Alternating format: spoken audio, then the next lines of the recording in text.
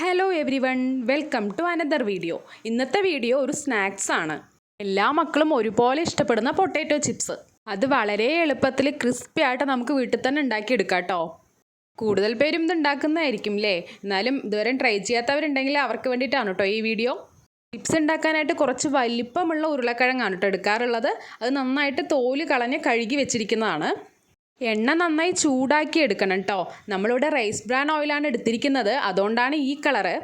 എണ്ണ നന്നായിട്ട് ചൂടാവുമ്പോൾ vegetable slicer വെച്ചിട്ട് പൊട്ടാറ്റോനെ നമ്മൾ എണ്ണയിലേക്ക് സ്ലൈസ് ചെയ്ത് ഇടാണ് ചെയ്യാറ്.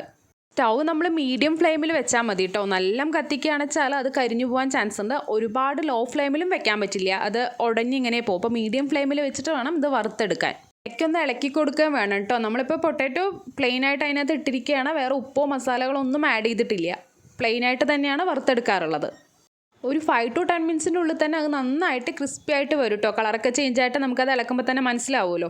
അപ്പോൾ എടുത്ത് മാറ്റാം. അതിനുശേഷമാണ് അതിലേക്ക് ഉപ്പും കുറച്ച് മുളക് പൊടിയും കുരുമുളക് പൊടിയും കൂടെ ആഡ് ചെയ്തിട്ട് നന്നായിട്ട് മിക്സ് ചെയ്ത് കൊടുക്കും.